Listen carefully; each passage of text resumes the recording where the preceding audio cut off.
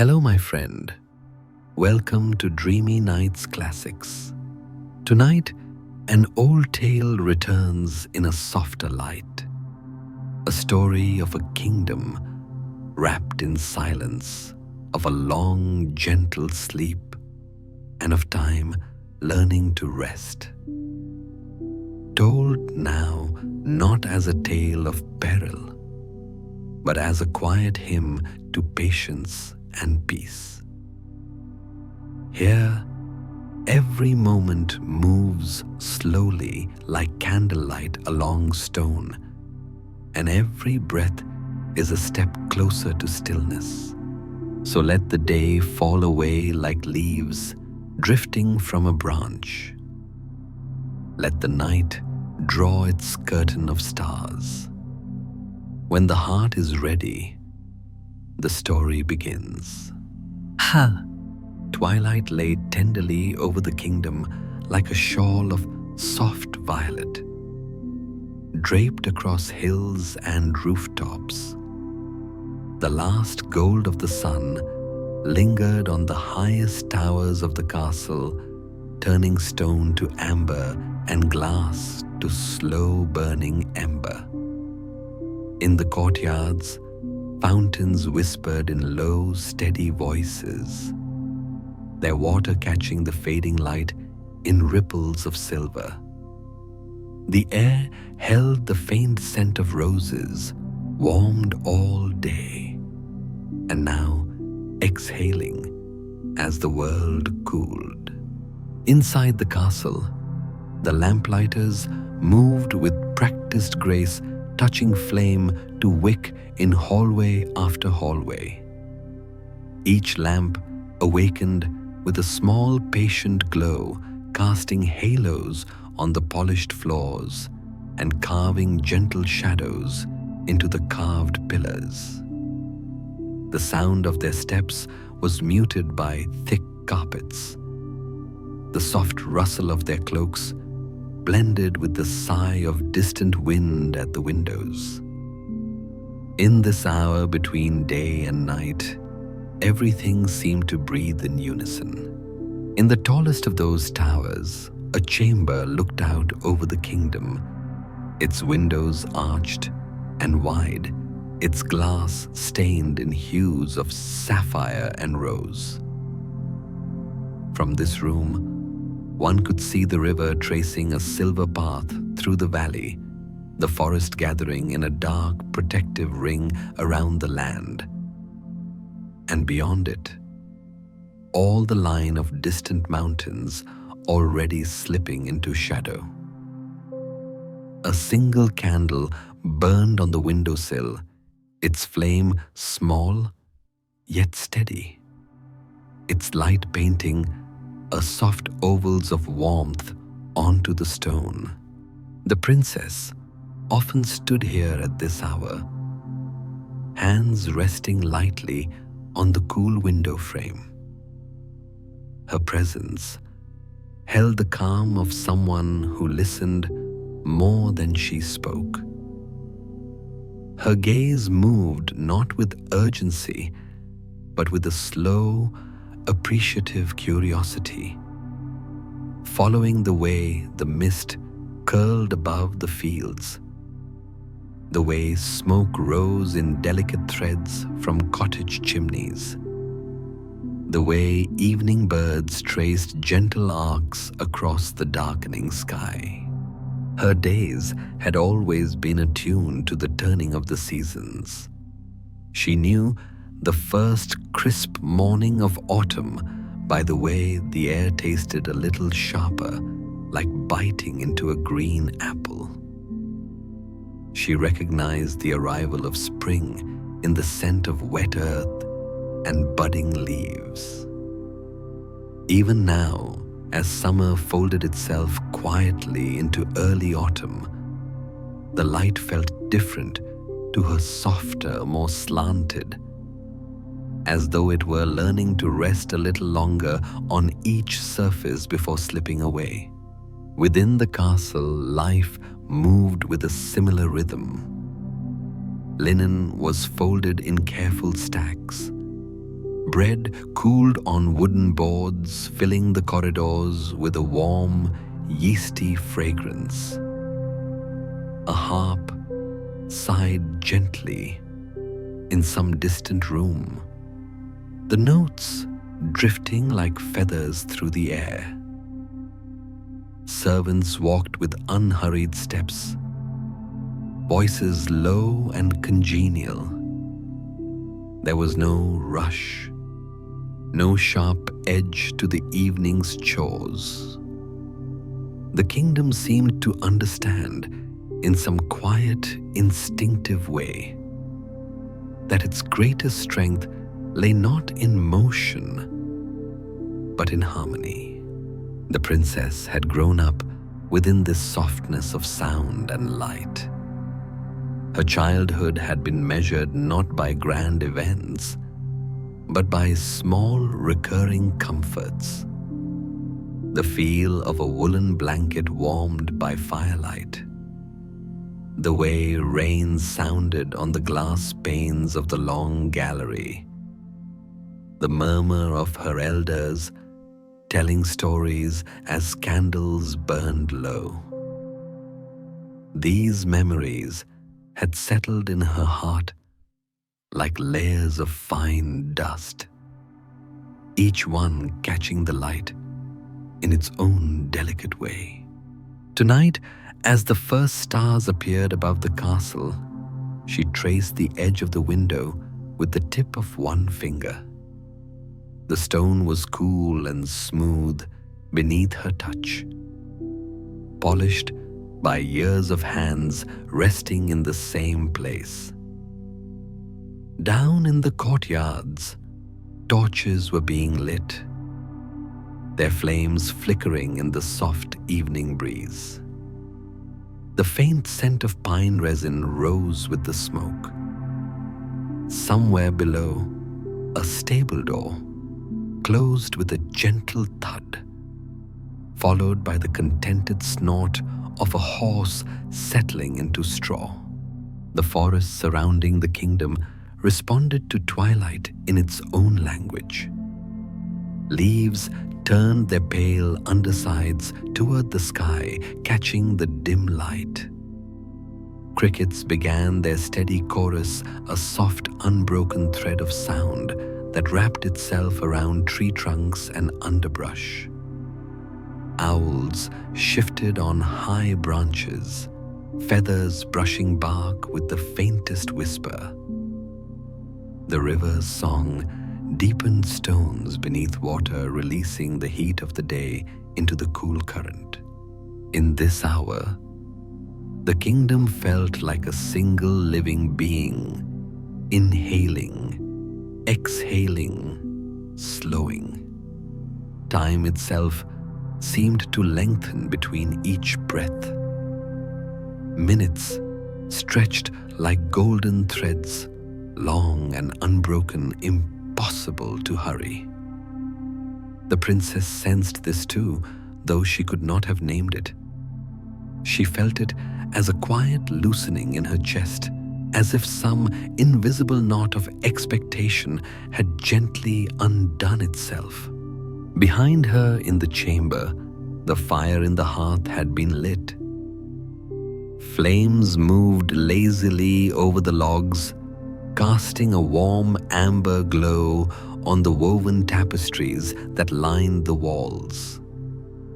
The tapestries told stories of old journeys and ancient feasts, but in the wavering light, their figures seemed less concerned with triumph and more with repose.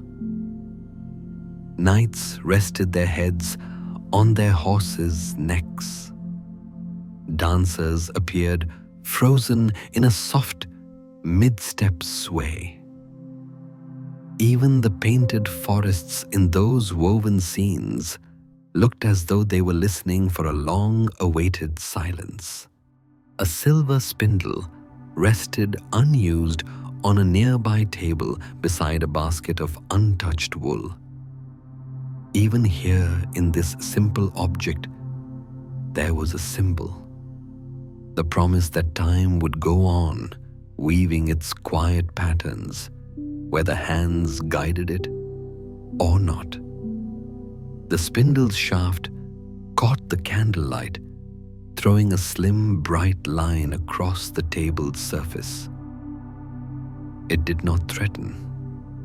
It simply existed patient and still waiting in no particular hurry for whatever moment might someday bring it purpose. The princess turned from the window after a while and moved toward the hearth. Her steps were soft against the rug, her gown whispering around her ankles.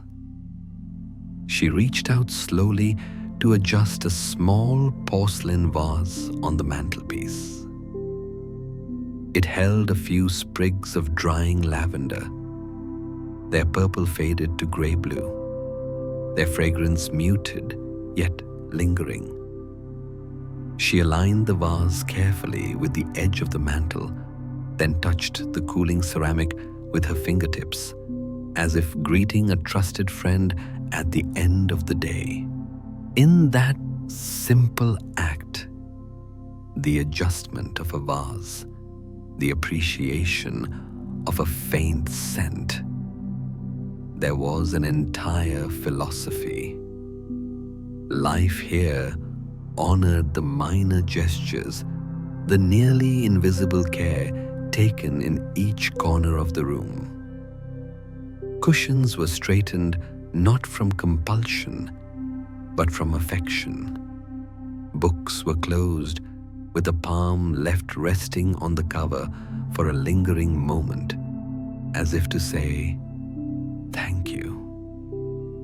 Curtains were drawn slowly, allowing the last sliver of starlight to share one more breath with the room before surrendering it fully to lamp and fire. Beyond the castle, the last traces of daylight withdrew from the fields. Sheep settled in their pens, hooves shuffling in dry straw.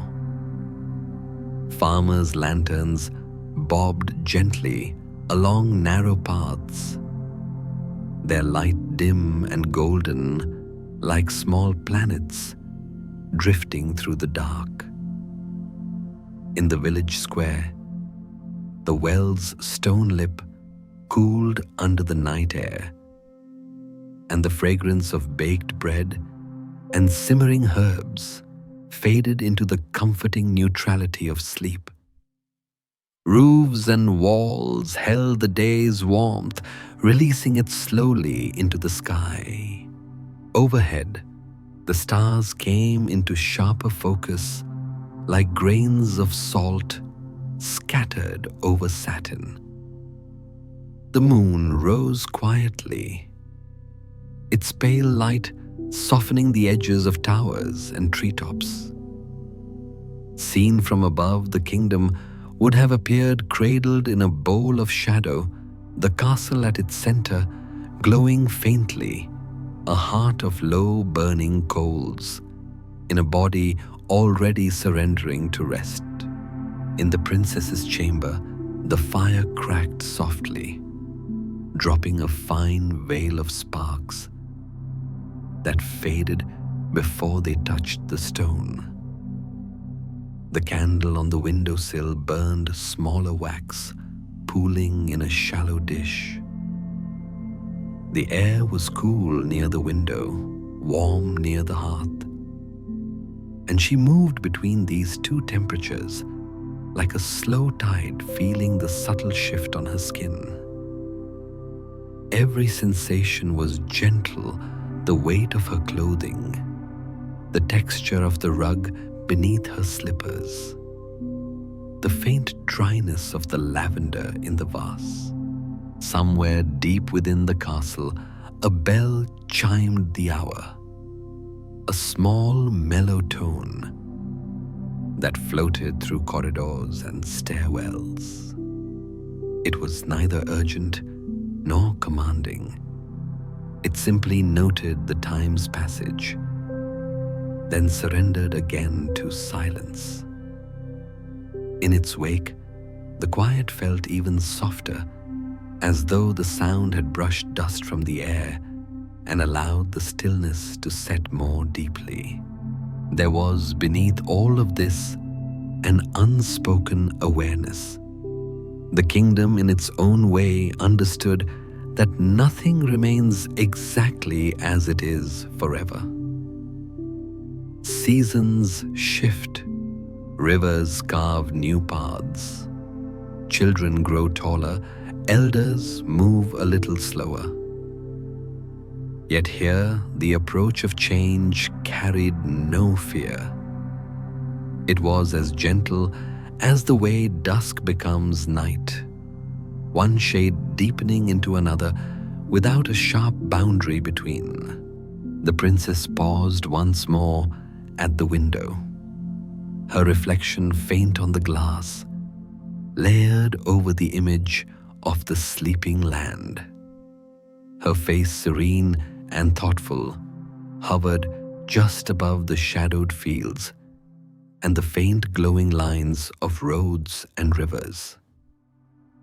It was as if she were already half belonging to a quieter realm, one where haste did not exist, and where time was not a ruler, but a companion, walking at a matching pace. The candle beside her flickered once, twice, then steadied again. Its small flame held the room in a tender circle of light. Beyond that circle, the night gathered not as a threat, but as a blanket patiently drawn across the shoulders of the world. In this kingdom, before any spell or legend or long sleep, there was already a profound stillness. It lived in the spaces between words, in the calm of completed tasks, in the soft closing of doors. It lived in the princess's quiet gaze, in the forest's deep, even breathing, in the gentle retreat of the day. And in that stillness, something waited not in urgency, but in deep, peaceful readiness, like a seed lying in the earth, trusting that one day, in its own time, it would awaken. Morning arrived not as a burst of light, but as a slow exhale. Mist drifted through the orchards and wrapped the castle in a delicate veil, softening every shape until even the stone towers seemed weightless. Dew clung to the grass like pearls, and the air carried that tender scent of damp earth and early bloom, the quiet perfume of beginnings. Inside the castle, the first bells rang low and patient, calling not for haste, but for gentle waking. Curtains were drawn not with noise, but with care, so the new light could spill in golden ribbons across walls and floors. Servants spoke in muted tones, the hush of morning honored like a prayer. Even footsteps were soft cushioned by carpets woven in faded hues of rose and smoke. In her chamber, the princess sat by the window, a cup of warm honeyed milk resting between her palms. Steam rose from it in slow curls that caught the morning light turning gold before dissolving into air. She listened to the silence between bird calls, the faint creak of wood warming in sunlight, the rhythmic pulse of her own breath. Her mother had once told her that morning was the hour when dreams were still half awake, when the world was quiet enough for one to hear the heart of time itself. And indeed, as she sat there, It seemed as though the entire kingdom moved within one slow, shared heartbeat. On a nearby table beneath a fold of embroidered cloth lay the spindle, small, elegant, and made of silvery wood that shimmered faintly when the light touched it. It had been a gift from an old craftsman who had once lived in the forest beyond the castle walls. He had carved it from the branch of a fallen willow, he said, because willow trees understood both strength and softness. The princess traced a finger along its smooth surface. It was cool to the touch, polished by years of handling and faintly scented with the resin of the wood it once was. As she turned it in her hand, the spindle made a faint whispering sound, a thread of air winding through its hollow base, so soft it could have been mistaken for breath. Asal. She smiled at the sound, for it reminded her of the wind through dry reeds of lullabies sung in half-sleep. There was nothing ominous in it, nothing sharp. The spindle did not speak of destiny. It spoke of rhythm, of cycles, of gentle motion, of time weaving itself without haste. Her governess entered the chamber carrying a small basket of wool dyed in soft, natural shades: fern green cloud, grey river blue. She placed it on the table and curtsied with the familiarity of someone who had watched the princess grow from infancy. "The season's first wool," she said softly, adjusting the basket. "The shepherds say it's finer than ever this year. The threads will be light as breath." The princess touched the topmost layer. The wool was soft, almost weightless, cool beneath her fingers. She imagined it spun into delicate threads, stretched and twisted and wound, forming a line that connected the shepherd's hills to her hands, and perhaps onward still through unseen places where time itself kept weaving. "Would you like to try, Your Grace?" the governess asked. The princess hesitated, then nodded. The spindle fit easily into her palm, its balance so natural it seemed to guide her hand without effort. She twisted a bit of the wool between her fingers, feeling its fibers catch and tighten. Slowly, the first line of thread began to form thin, shimmering in the light like morning mist over the river. The rhythm came easily, twist-pull wind. The sound of the spindle turning was a soft purr, steady and low. Each rotation drew her deeper into stillness. The world narrowed to motion and breath, a small act repeated in peace. The governess watched with quiet admiration. "There," she said, "that's how it begins. Every thread has its own song if you listen long enough." And she was right. There was music in the motion, not of instruments, but of presence, the harmony of breath aligning with purpose. The princess could almost feel the spindle humming gently in her palm, not as magic, but as a living rhythm shared between her hand and time itself. Peaceful. Outside, the sun climbed higher, pressing thin beams of light through the window panes. Dust motes drifted in the air, swirling in slow golden spirals. Somewhere beyond the walls, a gardener's broom swept dry leaves from the cobblestones, each sound distinct, yet folded neatly into the kingdom's quiet melody. The princess's gaze followed the drifting dust in front of her, noticing how each particle seemed to glow for an instant before fading, how movement and stillness coexisted within the same moment. It struck her then that time was not only something that passed, but something that rested too, a tide that both came and went, drawing everything gently along its unseen current. She stopped spinning for a moment and rested her hands on the table. The spindle's tip still turned, faintly coasting on the last of its momentum.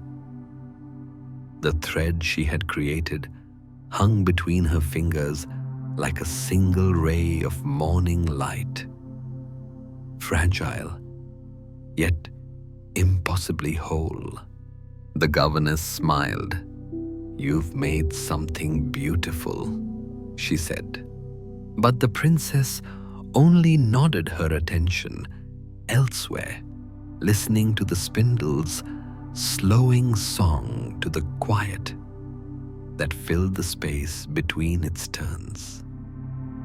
It sounded almost like breathing slow, and even as though the spindle itself were falling asleep. Later that day, she carried the spindle with her through the castle. Its delicate weight felt comforting in her hands. The corridors were filled with the mild scent of beeswax and the hush of voices behind half-closed doors. Everywhere she went, time seemed to move in rhythm with her footsteps. In the library, sunlight filtered through tall windows, painting lines of light across the shelves. The smell of old paper and ink mixed with the faint sweetness of the flowering vines that climbed the walls outside. She paused to watch a petal drift past the glass, carried by the softest breeze. It landed on the windowsill and remained perfectly still, its edges trembling faintly in the light. Something in that stillness mirrored her own heart. She did not feel restless. She did not feel trapped. Instead, she felt part of something vast and unhurried, a pattern woven so subtly that only silence could reveal it. When evening approached, she placed the spindle back on her bedside table. The candle beside it flickered gently, its flame mirrored in the spindle's polished surface. The faint whisper returned a tone so soft it was almost imagined. If one could listen closely enough, it seemed to say, "All things turn in their time." The princess, hearing it, smiled. The air cooled as twilight deepened. The last birds quieted. From beyond the window came the distant sound of the forest, the sigh of trees settling into night. The spindle gleamed once more, a small silver promise resting beside her as she lay down to sleep. Kakate. In that moment, the future was not yet written. There was no curse, no destiny waiting in shadow. Only the spindle's patient whisper and the world's slow breath in unison. The thread between her fingers, delicate and strong, gleamed faintly in the candlelight. It was not fate, It was time itself, learning once more to move gently. Yet, the morning that followed came quietly, as if the world itself had chosen to tread softly. Clouds drifted low and pale across the sky, their shadows moving like slow waves over the hills.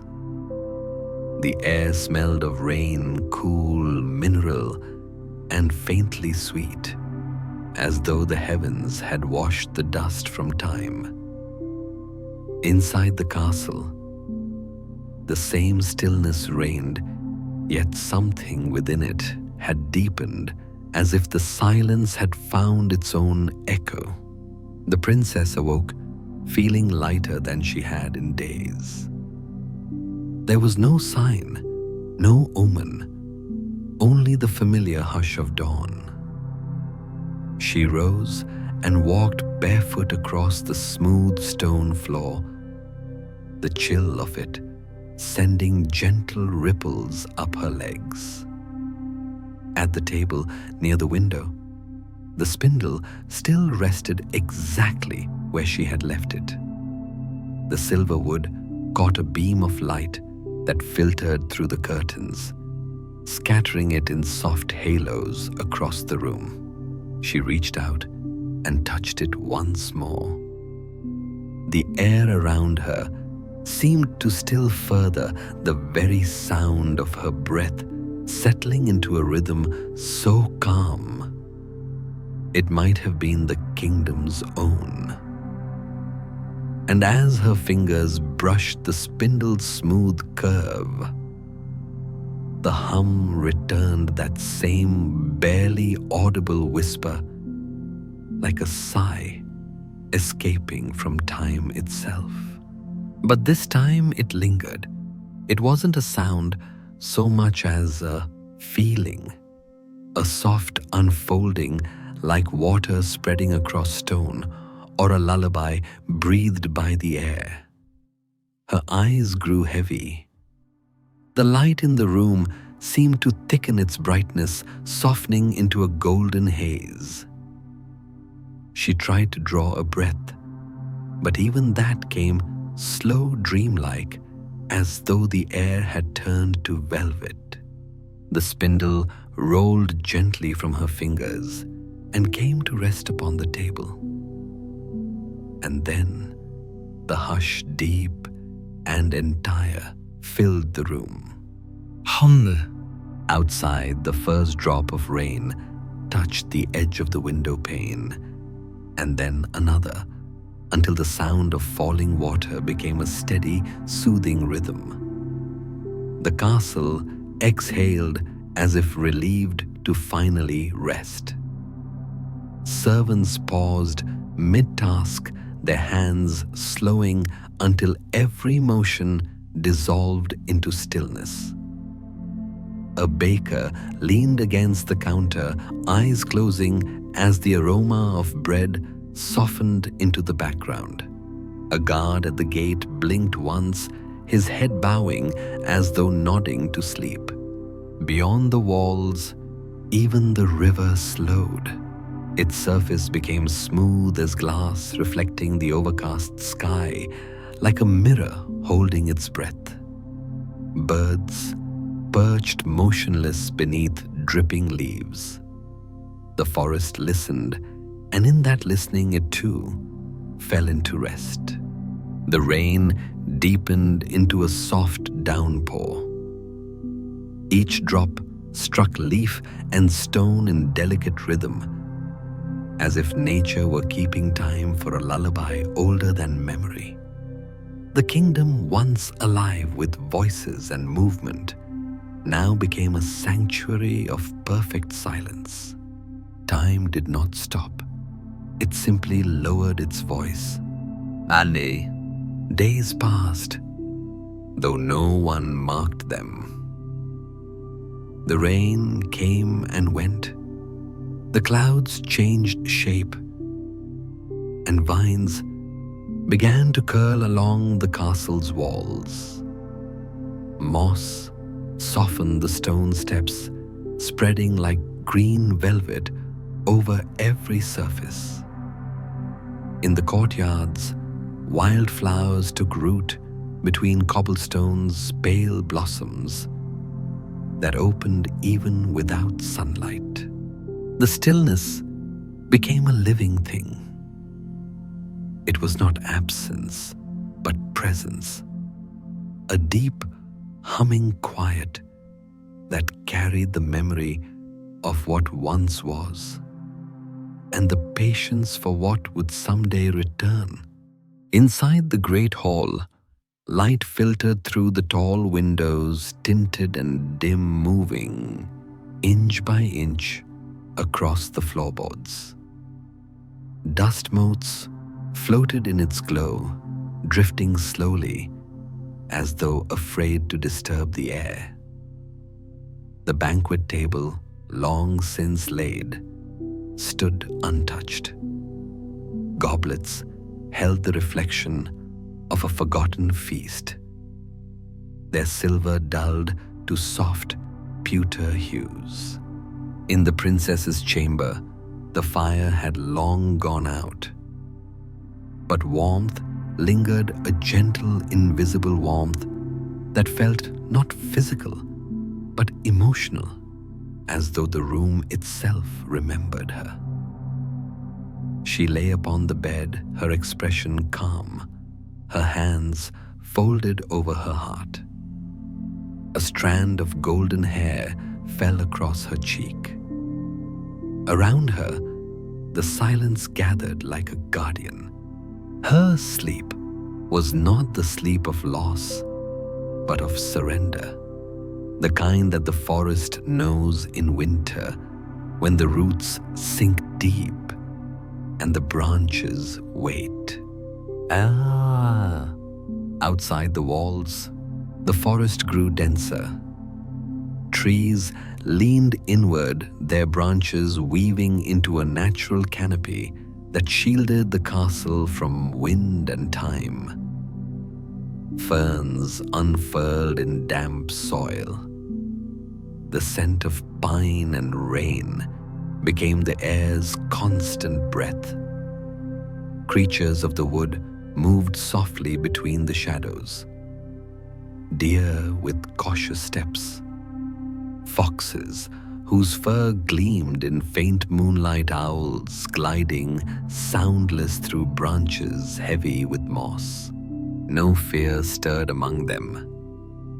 The castle had become part of their rhythm. Another shape in the landscape, sleeping like a great animal in hibernation. Seasons turned unnoticed yet precise. Leaves browned and fell, forming carpets of rust and gold that whispered under rain. Frost arrived, quietly glazing the vines with delicate crystal. Each flake of snow that landed on a tower melted slowly, as though unwilling to disturb the peace it found there. Years folded into decades, and still the kingdom slept. Time, like the spindle, continued to turn slow, patient, and infinite. It wove the years together with invisible thread, binding silence to silence. What once was a story of enchantment became instead a meditation of stillness, a hymn to waiting without want. Within that silence, there was no loneliness. Every wall, every stone, every blade of grass held memory of laughter, of music, of life. These memories did not fade. They merely rested as if conserving their light. The kingdom was not forgotten. It was being kept. In the upper tower, the candle that had once burned on the princess's windowsill had long since melted into its dish, leaving a small puddle of hardened wax that glimmered when sunlight reached it. The wind sometimes found its way through the narrow opening and moved through the room with a sigh, the faint echo of the spindle's old whisper. That sound carried through the castle, mingling with the hum of wind and the rustle of ivy. Together, they formed the kingdom's quiet heartbeat. Even the stars seemed to adjust their rhythm when they passed above.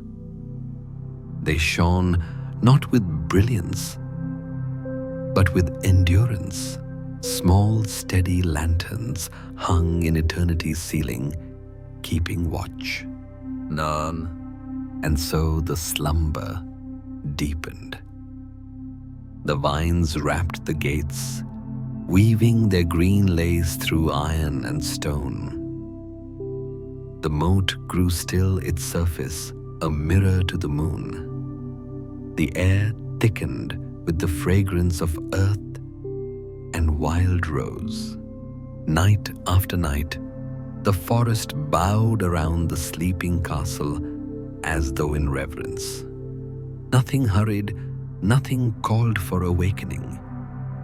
Even time itself seemed content to linger unmeasured and unbound. If one could walk there along the silent halls or through the forest paths, they would not find decay or ruin, but peace made visible. Dust would cling to their fingers like silk. The air would taste faintly of sweetness, and the stillness would rest against their skin like a blessing. This was not a kingdom lost, it was a kingdom resting. The difference was everything. And so centuries drifted by, not as empty years, but as soft ripples across the surface of a timeless dream. Seasons folded into each other like pages turned by invisible hands. The castle dreamed, the forest kept watch, and the princess slept within both the heart of stillness, untouched by sorrow or haste. In her sleep, she did not dream of waking. She dreamed of breathing of wind, moving through leaves of rivers, turning light into sound of stars, watching over valleys where time had laid its head. And in that dream, she became what she had always been destined to be. Not a maiden waiting to be found, but the soul of stillness itself. Centuries drifted as gently as the movement of clouds. The world outside the kingdom changed and changed again. Yet within those ivy-wrapped walls, everything remained serenely the same. The air, though unmoving, carried the faintest fragrance of moss and rain. Dust settled like fine silk over the tables, books and banisters, turning every object into an artifact of calm. The castle no longer belonged to time, it belonged to silence. If one could walk through the sleeping halls, their footsteps would make no sound. The carpets, softened by years, would hold the echo of each tread before swallowing it whole. Candles, long melted to smooth ivory pools, stood like small sculptures beside cold mirrors. Reflections remained not of people, but of light. The memory of sunbeams once passing through glass, the shimmer of old fires now long gone cold. And yet, beneath all the stillness, something lived, not in motion, but in presence. The castle breathed, slowly, patiently. In her chamber, the princess lay as though the world had simply paused to keep her company. The sheets, once crisp, had softened with time. Their color had faded to the pale hue of moonlight. Around her, the air glowed faintly, as if drawn from the same dream she was living. She did not age. Her heartbeat was as soft and regular as rain against petals. And in the garden of her dreams, she wandered endlessly. Atas. It was not a dream of story or event, but of feeling the dream of being itself. She drifted through vast meadows, under skies that changed color without warning. Sometimes violet, sometimes gold, sometimes the tender blue of morning dew. There were no edges, no walls, no boundaries. The air was filled with the scent of lilacs and summer rain of wood smoke and memory. Every sound was distant and kind. The call of unseen birds, the hum of rivers that never rushed. When she lifted her hand, she could see the air shimmer around her fingers, as though she was stirring the very fabric of time. And when she lowered it, the shimmer subsided like calm water. There were moments when she thought she saw faces in the light. Soft, familiar faces, untroubled and smiling, like the memories of everyone who had ever loved her. They did not speak, for there was nothing to explain. Their silence was perfect understanding, and within that stillness, she began to listen differently, not to sound, but to rhythm, the rhythm of her breath, aligning with the rhythm of the dream itself. Breathing in the dream brightened, breathing out, it deepened into color. She realized then that she was not a guest in this dream. She was the dream, the still point at the center of everything that moved. Beyond her slumber, the forest stood eternal. The trees, older now, carried the weight of centuries in their roots. Yet their branches swayed gently, with each passing breeze whispering lullabies to the sleeping world. Snow had come and gone countless times. Rains had carved new paths through the earth. Yet each spring, the forest returned patient and green, as though time's hand brushed it with renewal again and again. Small creatures built their homes in the hollow spaces of stone moss, growing like a cradle around them. Foxes passed through the gates at night, their eyes glinting like amber embers. Once an owl alighted on a windowsill and peered into the still chamber where the princess lay. It tilted its head as though recognizing her, then flew off into the dusk without sound. The kingdom and the forest were no longer separate. They breathed the same quiet breath. In her endless dream, the princess reached a meadow filled with silver light. A river moved through it without sound, its surface smooth, and luminous as glass. She knelt beside it and looked into its reflection. What she saw was not her face as she remembered it, but the calm expression of someone who had learned the language of time. The river's current was almost imperceptible, a single patient line of motion that wove its way between banks of tall, still grass. She placed her hand into the water.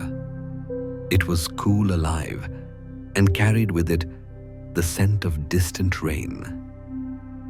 Ripples spread outward, slow and perfect, each one folding into the next, until the surface smoothed again. She watched until even the smallest wave disappeared, until her reflection returned, unbroken, peaceful. And then she smiled. Her heart understood what her mind never could. That rest is not the absence of motion, but the harmony between all things that move and all things that wait. Back in the waking world, centuries continued to turn unseen.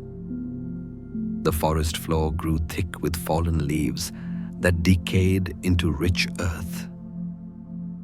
From that earth, wildflowers rose, scattering color like whispered blessings. The castle towers, though wrapped in vines, still caught the moonlight, and each beam of silver across the stone felt almost reverent, as if the night itself was keeping vigil. The air inside the castle held a cool, dry fragrance, part stone, part moss, part memory. Every wall seemed to hum with something ancient and gentle. In the great hall, spider silk stretched like threads of frost, glittering faintly in the dim light. Beneath it all, the silence remained constant, not frozen, but listening. If time could speak, it would have whispered, "All is as it should be." As, in her dream, the princess stood once more at the window of her chamber. Though this one belonged to her mind, not the castle of stone. Outside it, the seasons turned like pages, one blending into another, autumn gold, softening into winter, white spring's green, rising from the thaw, summer light, rippling over water. The rhythm continued, infinite and calm, and she within it all was still, not waiting to wake, not wishing to return, simply being the quiet center around which time revolved. For in her stillness, the world found balance. In her sleep time, remembered rest. She was no longer the princess of a kingdom. She was the heart of stillness itself, the breath between the ticking seconds, the hush between the turning seasons, the echo of peace that lingers long after a sigh. Outside, the forest shifted with a sound like the turning of pages. The stars wheeled above in unhurried grace, and somewhere beneath layers of dream and vine, the princess smiled, not to wake, but to rest even more deeply. The centuries turned quietly like slow wind through long grass. For so long, the stillness had been complete, a deep breath held by the world. Yet now, without sound or reason, something subtle began to shift. It was not the sound of breaking, nor the stir of awakening. It was softer than that the faintest exhale after a long pause. At first, it was the light. Where the forest once stood in shadow, dawn began to linger a little longer on the leaves. It filtered through branches heavy with dew scattering across the moss below in tiny trembling circles. The light no longer seemed to vanish as quickly. It stayed as though curious. The air smelled different, too faintly of thaw and early bloom. Beneath the layer of damp earth seeds that had slept for generations began to remember themselves. Green returned to the world in quiet murmurs. A fern uncurling a bud, daring to open a blade of grass, finding its way through fallen leaves. Even the river, once so still it mirrored eternity, began to move again. Its surface rippled, carrying the reflection of a pale morning sky. The first sound in 100 years was not a voice or a bell, but the trickle of water returning to motion. Time had awakened not with a shout, but with a sigh. Inside the castle, the air shifted. Dust rose in faint glowing clouds as sunlight reached the farthest corners of the halls. The stained glass windows, long dimmed, caught the light and scattered it into fractured rainbows.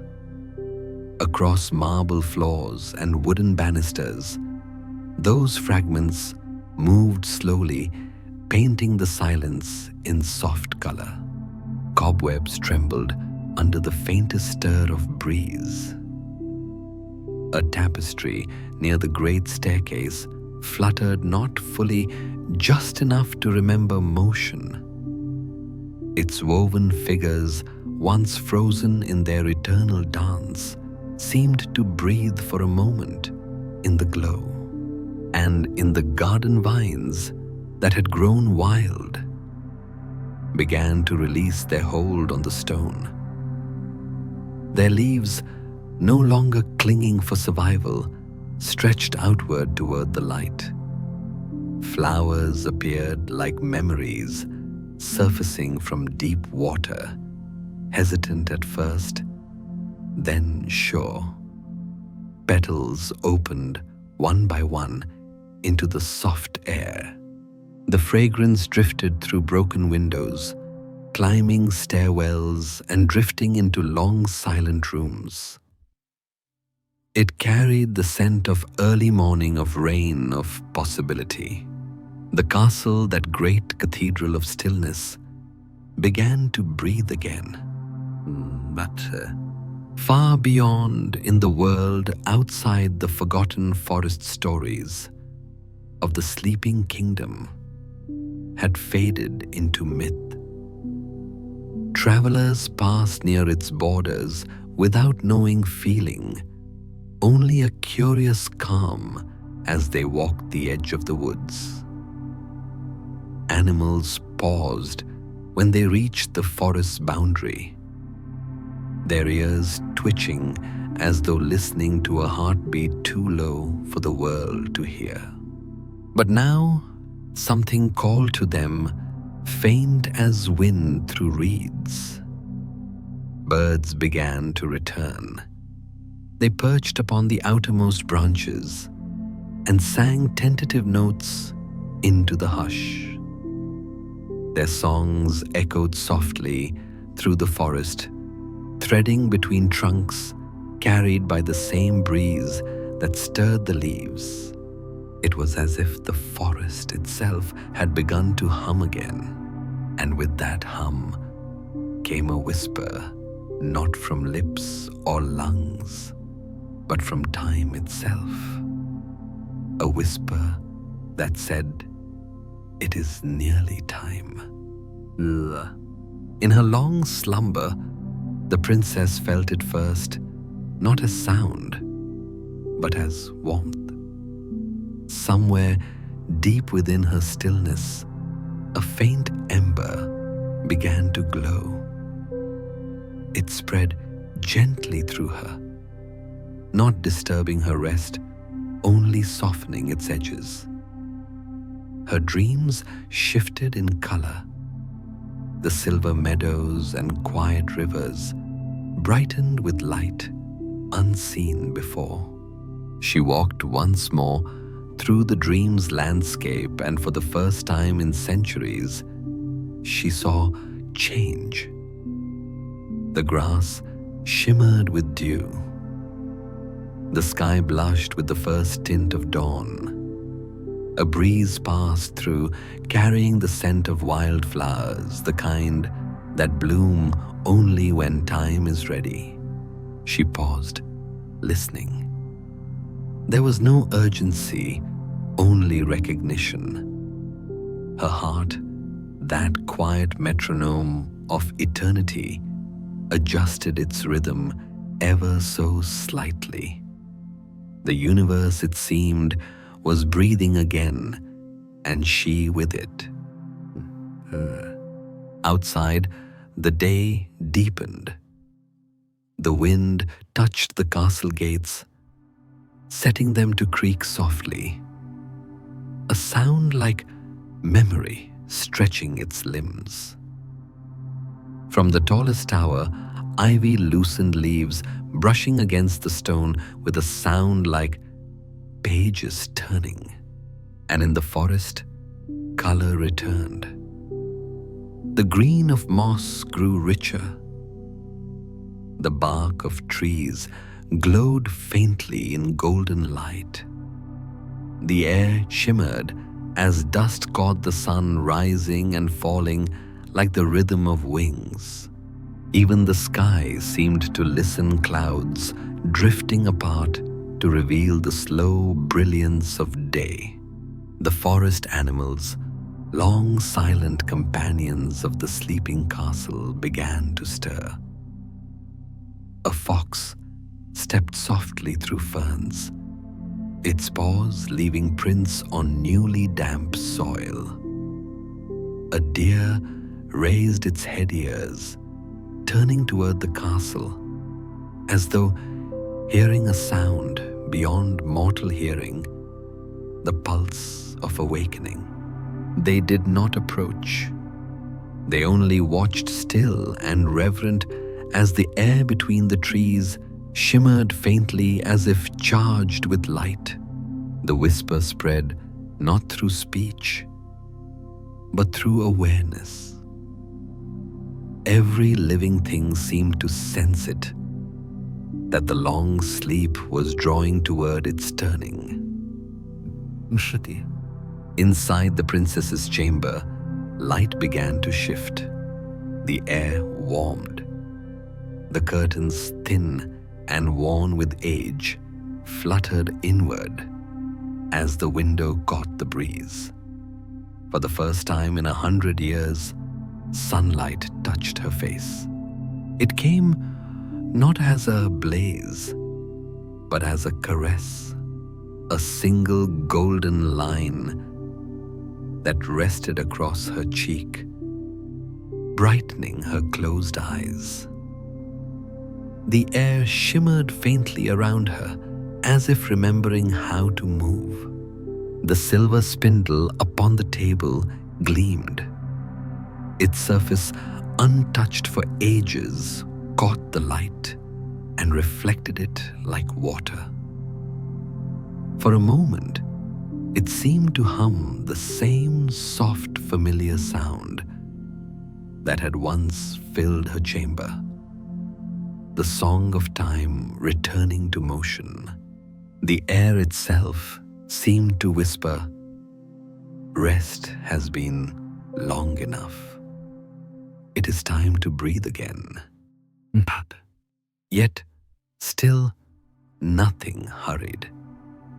There was no rush to awaken, no sudden breaking of spell or silence. The world had learned patience from her sleep. It would not forget it now.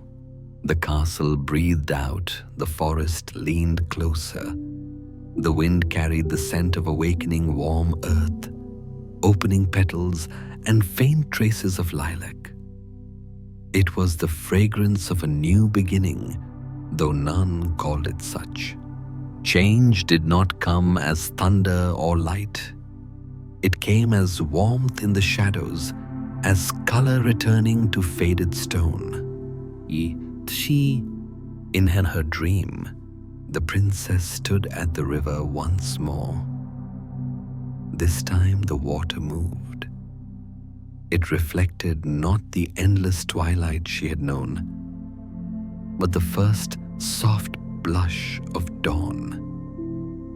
And when she bent to look into its surface, her reflection smiled, serene, timeless, unafraid. She placed her hand upon the surface, and this time the water rippled outward in gentle circles, carrying light, as if it was something that could float. The sound was soft, just enough to wake the heart, but not disturb the soul.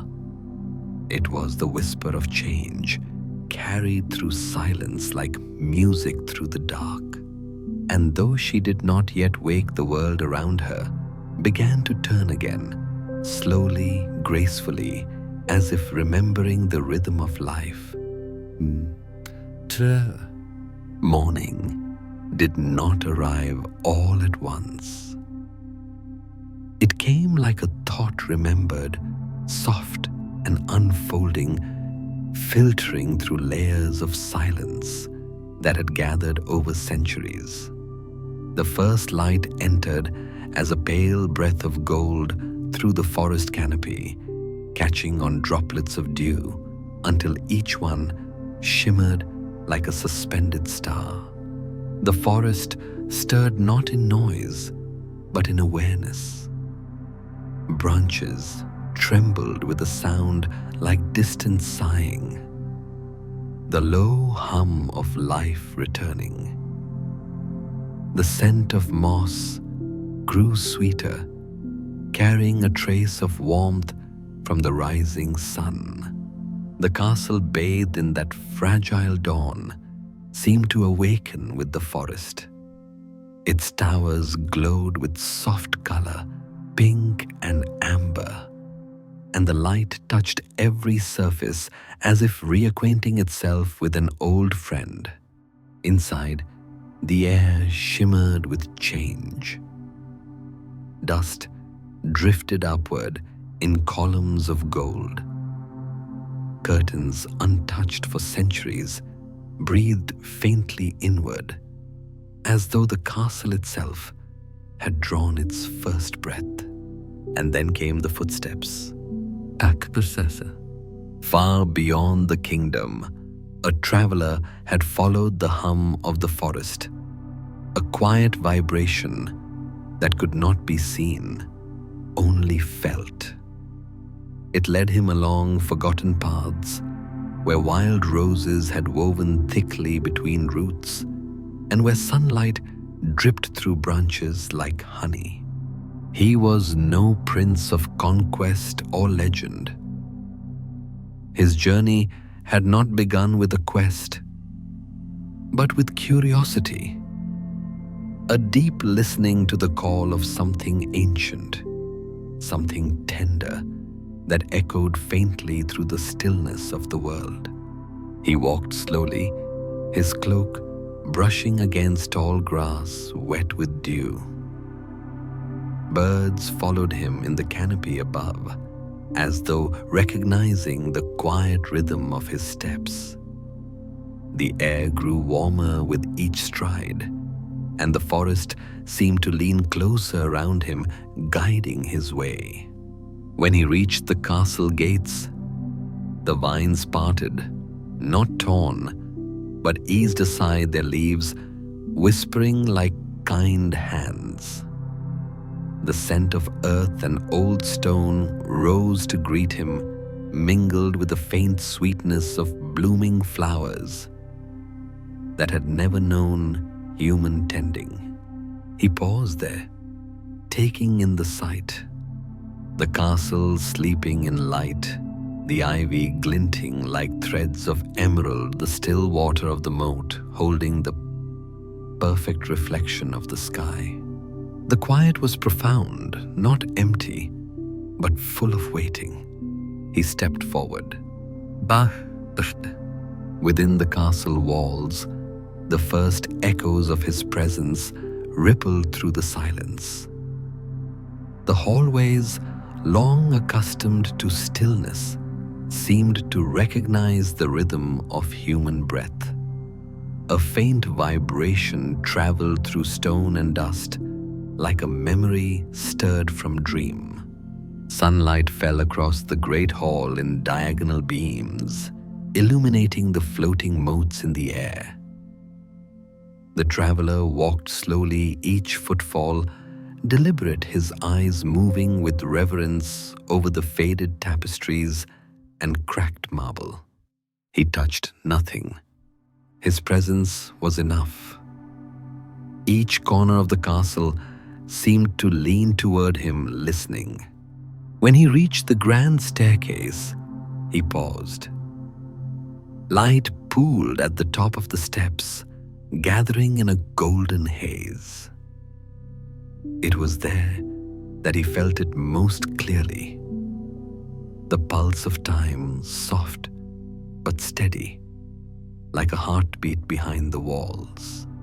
He ascended, following that rhythm, as one might follow the sound of a distant river. In her chamber, the princess remained still, bathed in a light that had not touched her for 100 years.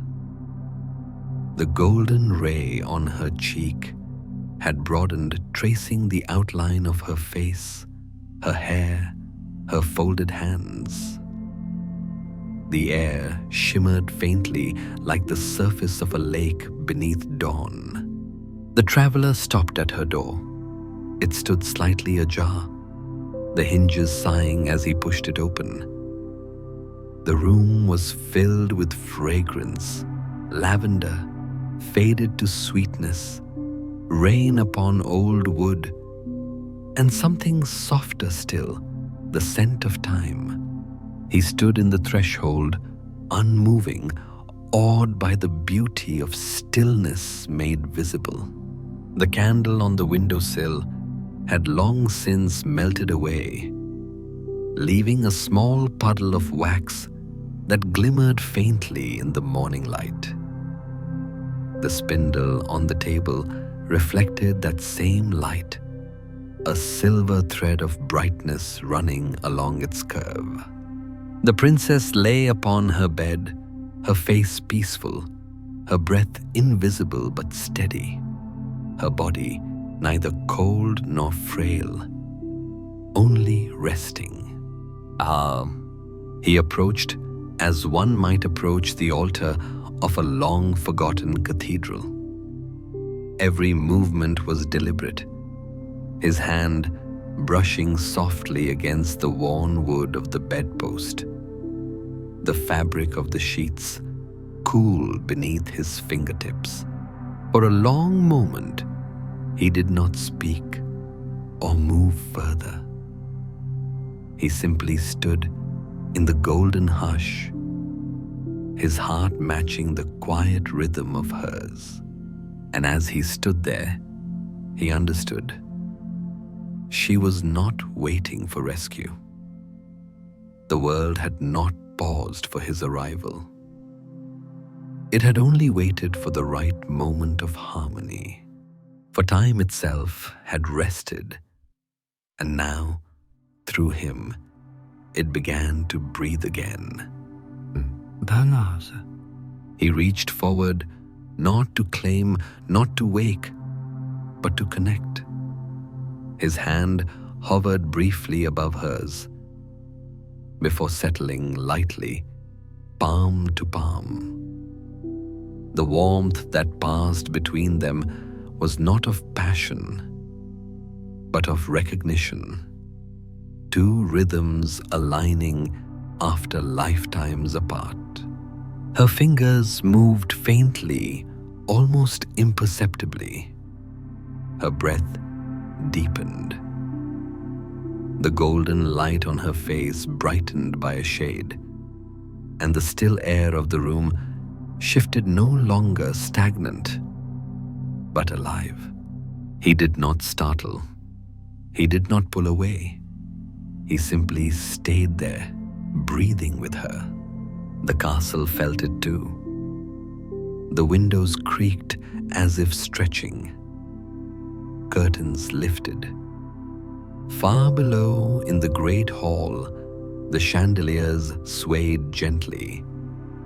The dust that hung in the air began to fall in slow spirals, catching the light as it drifted. Outside, the vines swayed in rhythm, leaves turning toward the sky. The river quickened its flow, rippling softly against its banks. The wind found a melody it had forgotten how to play. It was not the awakening of one life, but of all things together. Ti. The princess's eyes opened slowly, not with shock, but with calm curiosity, as though she had only just finished a long meditation. Her gaze was clear, luminous, serene. She did not look startled to see another before her, nor confused by the passing of time. In that moment, everything that had slept the land, the light, the air awakened through her. The traveler met her gaze, and for a heartbeat, the silence bloomed with light. Neither spoke. There were no words vast enough to hold what existed between them, the long patience of the world, the gentle meeting of stillness and dawn. Then she smiled. It was a small, quiet smile, the kind that carries the wisdom of centuries. And the world, seeing it, knew the long rest had done its work. Outside, morning had fully arrived. The first birds burst into song, their notes threading through the castle windows. The vines at the gate began to bloom all at once. Thousands of tiny white flowers opening in the light. The air shimmered with motion, butterflies rising from the grass petals, drifting like snow. The river sang again. The forest swayed. The sky was alive with brightness. But in the chamber, everything remained gentle. The awakening was not an end, nor a triumph. It was a continuation. The next slow inhale after a long, perfect exhale. Time had not been conquered. It had simply been understood, and through that understanding, peace remained. The light that filled the kingdom did not arrive all at once. It spread like a sigh released after centuries of patience.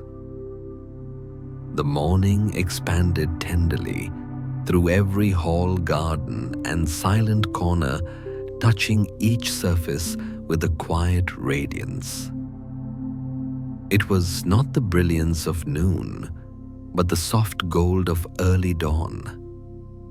The kind of light that hums rather than shines, that understands the value of restraint. The awakening did not rush. It breathed. The castle stirred as though returning from a beautiful, long-held dream. The chandeliers above the grand hall swayed faintly. their crystals refracting rainbow halos onto the walls. A slow wind moved through the corridors, lifting the edges of velvet drapes that had hung untouched for generations. In the kitchens, bowls of stone and wooden spoons rested exactly as they had been left. Yet now, the air smelled faintly of bread, not because it was baking, but because the memory of warmth had awakened with the building itself. On the staircases, ivy trembled as sunlight found its way through stained glass, turning each step into a mosaic of soft color. In the great ballroom where silence had reigned like a patient monarch, motes of dust began to rise and fall in waves of light as though invisible dancers had returned to sway beneath the melody of air. Outside, the forest's voice was no longer hushed. It sang low and harmonic, the rustle of leaves, the murmur of brooks, the rhythmic applause of branches greeting wind. Deer moved between shafts of light like ghosts of grace, and the scent of wet bark and wild flowers filled the air. Everything that had rested so long was learning again how to move, but gently, as if afraid to disturb the peace that sleep had taught. In her chamber, the princess sat beside the window, where she had once watched the seasons turn. The morning light curved through the glass and spilled over her shoulders, catching in her hair like gold dust. She looked out upon the forest green and endless, and breathed slowly, her chest rising with quiet strength. The spindle still rested on the table beside her. Its silver surface gleamed softly, and the thread that once lay coiled there had dissolved into nothingness, its work complete. She reached out, touching it lightly, not to question, but to acknowledge. The spindle had never been an enemy, only a teacher. It had shown her that time could hold still without ceasing to exist. Her reflection shimmered faintly in the window pane. It was not the reflection of youth untouched by years, but of a spirit that had known eternity and chosen to wake gently.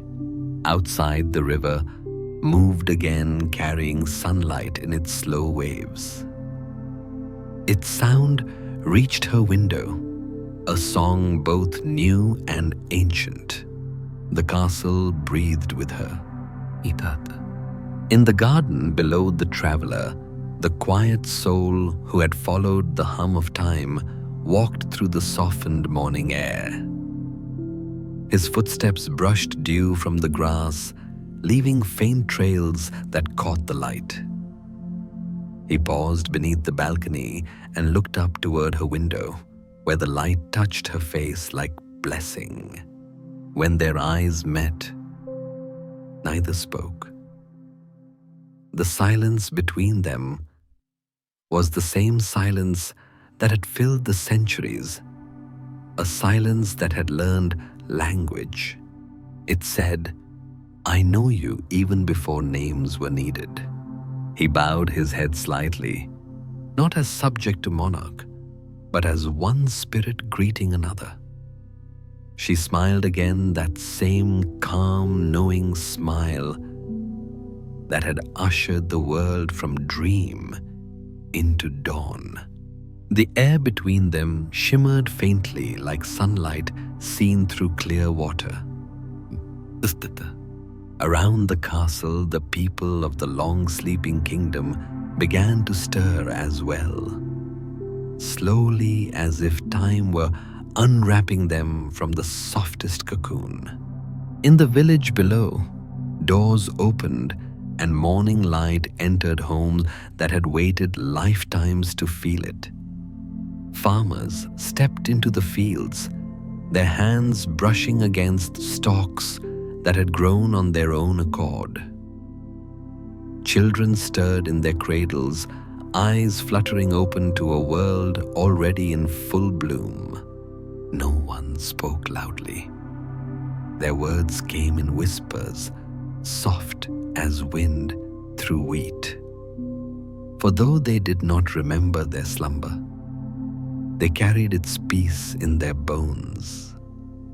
Their hearts beat slower, their gazes lingered longer, and gratitude, unspoken immense, filled the air. The kingdom had not been restored, it had been reborn. And this rebirth was not loud or triumphant.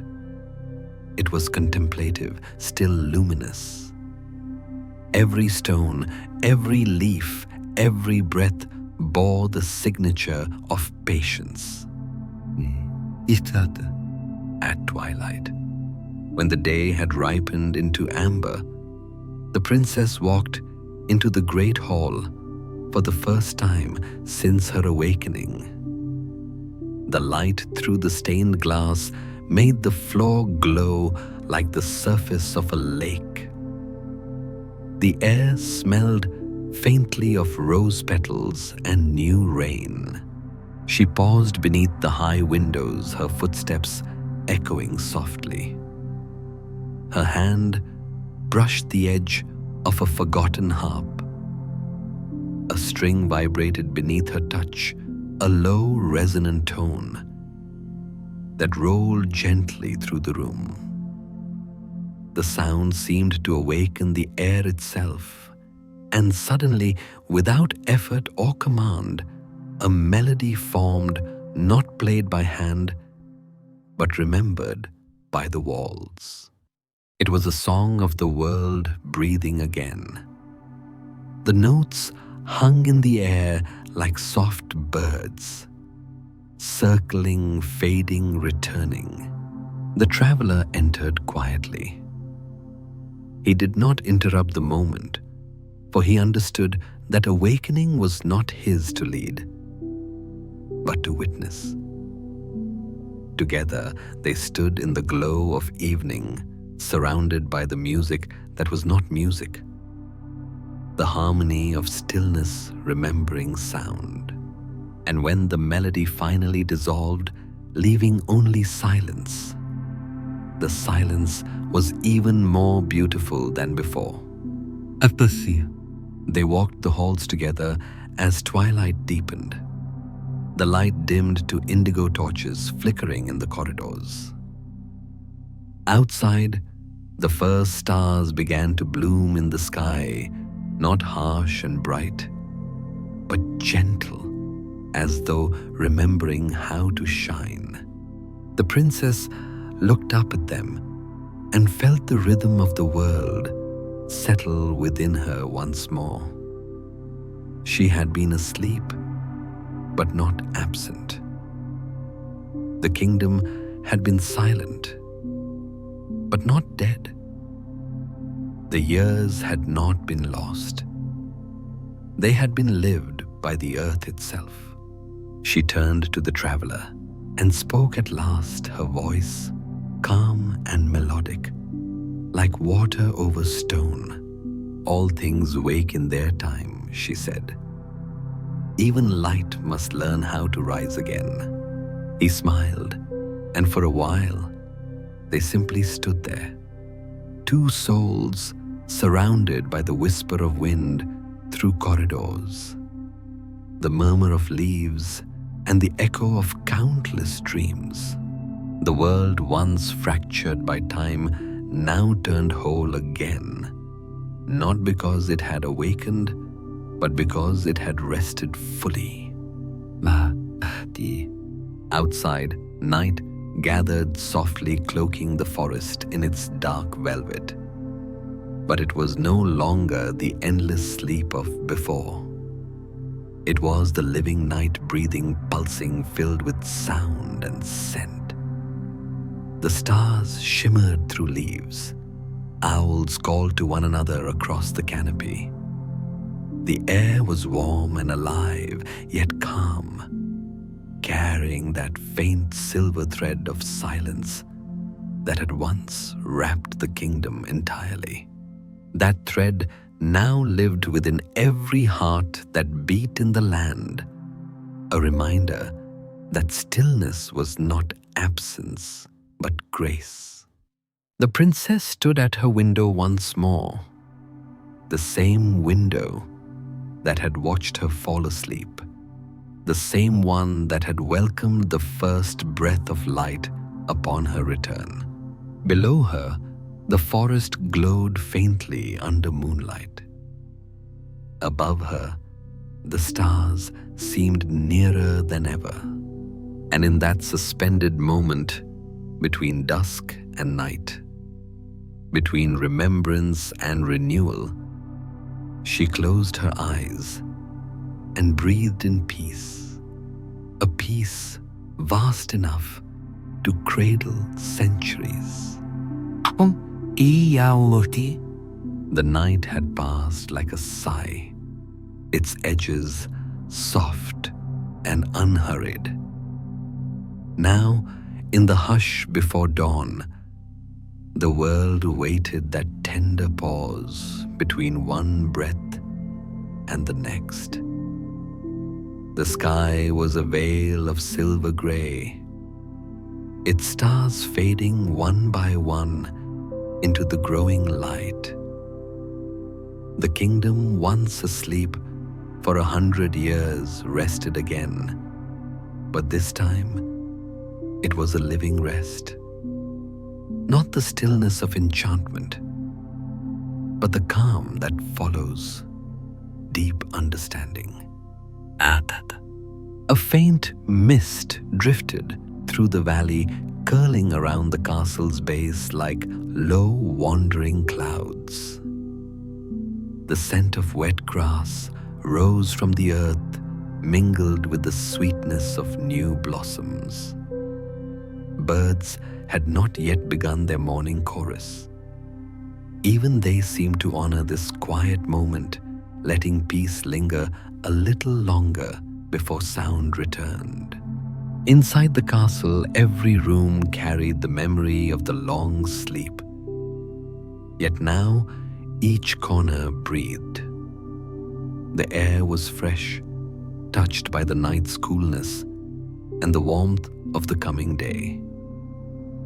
Curtains moved with the gentlest rhythm. Sunlight glowed beneath the horizon, waiting to bloom. In the princess's chamber, a single candle still burned from the night before. Its flame was small and steady, the wax nearly spent. But the light it gave was golden warm, as memory patient as dawn.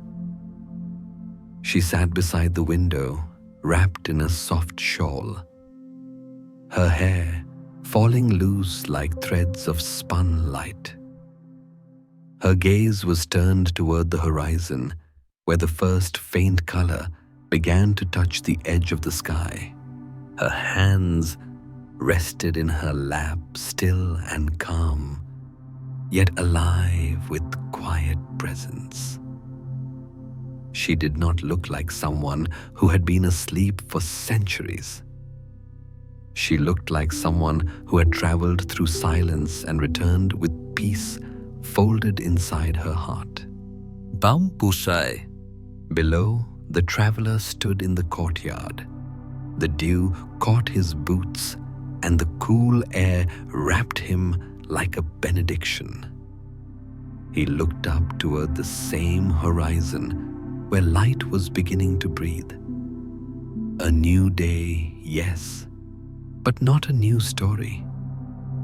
The tale had already been told in silence, in rest, in the long patience of time. The first bird began to sing a single note, low and clear, carrying through the mist. Then another joined, and another, until the sound became a slow rising current of life. The kingdom listened, and in that listening it awoke once more, this time gently, consciously. The trees rustled, the river whispered, and the castle's towers glowed with reflected light. Dawn unfolded like a silk ribbon, soft and endless.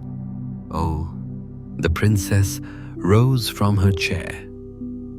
Her bare feet touched the cool stone floor, and she crossed the room slowly, letting her fingers trail along the wall, feeling the texture of stone, the warmth it had gathered, the small pulse of the waking world moving through it. She paused by the table where the spindle once rested. Now it lay silent and still, no longer gleaming, no longer humming. It had fulfilled its purpose and entered its own kind of rest. She touched it gently, a gesture not of farewell but of gratitude. Everything has its time, she murmured, though her voice was scarcely more than a breath. She opened the window, and the air of dawn poured in full, fragrant, endless. The mist that clung to the treetops caught the light and shimmered faintly, dissolving into the morning. Somewhere far below, a brook sang in quiet loops, weaving the melody of daybreak into the hush. Her eyes softened, and every silence becomes a song, she whispered. I need water. Outside, the traveler stepped into the forest path that led away from the castle. His journey was not ending but continuing, for the world was wide, and the silence he had helped awaken now called to distant lands. The forest did not resist his departure. It merely parted gently around him, leaves brushing his shoulders like farewells, spoken without words. The morning light followed him, tracing his figure in soft gold, until he vanished among the trees. Yet his presence remained not as memory, but as stone. The way a bell's sound lingers long after the bell itself is still. Back in the castle, the princess stood at the window, her eyes following the soft movement of the mist. She did not watch for him. She watched with him, for they were both part of the same story, now written in stillness and breath. The dawn brightened. Light crept across the walls, climbed to the ceiling, and filled the room with warmth. The flame of the candle flickered once and went out, its work complete. The smoke rose in a thin wisp, curling like a ribbon before dissolving into air. Oh, the kingdom awoke into its new rhythm. Children laughed in courtyards, their voices ringing softly through the air. The sound of water splashing in basins echoed through stone corridors. Horses neighed in the distance, their hooves striking the cobblestones like a heartbeat. Yet, even in all this gentle life, the hush remained a calm beneath the sound, a memory of how still the world could be. People moved with a different grace, now slower, more deliberate, as though remembering the beauty of pause. When they spoke, they did so quietly, as if their voices were guests in a house built of silence. And in the heart of it all, the princess walked through the gardens that had grown wild and free. She touched each flower as though greeting an old friend. Dew clung to her fingertips. Bees hummed in the soft air. The roses that had once slept through a century of quiet now bloomed brighter than before, their petals open wide, their scent both tender and alive. The day rose fully. Light spilled across the river and onto the meadows beyond, turning every drop of dew into a bead of silver fire. The forest, vast and ancient, sighed with contentment. Its branches swayed not with wind, but with ease, the ease of a great weight lifted. The princess sat upon a bench of old stone half hidden by ivy. Her eyes were half closed. She did not dream, nor did she wake. She simply existed in that perfect in-between where time's voice is soft and peace is absolute. The air around her shimmered faintly in the warmth. The hum of insects mingled with the murmur of leaves, forming a music so subtle it might have been silence itself. And as she breathed, the rhythm of the world seemed to settle into her breath, slow, steady, eternal. Thus, above the sky turned the pale blue of new beginnings. No bells rang, no proclamation echoed. The moment did not need them. The kingdom was alive again, and yet still resting. The curse had become a blessing, the sleep a lesson. Through the long quiet, the world had learned what the princess had always known, that stillness is not the absence of life, but its gentlest form. In the end, the story of Sleeping Beauty was not one of waiting, nor of waking, but of listening, of letting the noise of the world fall away until only the slow pulse of existence remained, of realizing that even in sleep, life continues. Even in stillness, the heart remembers its song. The dawn glowed brighter now, washing the castle in light. A soft wind drifted through the open window, carrying with it the scent of blooming roses. The princess smiled, not toward anyone, not toward the future, but toward the peace that had found its home within her. Her eyes closed, not in sleep, but in rest. The world watching did the same. And so, beneath the brightening sky, the kingdom of stillness breathed as one, each leaf, each stone, each heart moving to the same tranquil rhythm. The long story of slumber had ended, and in its place began the quiet eternity of peace. Sleep well, dream softly, and may the night hold you kindly.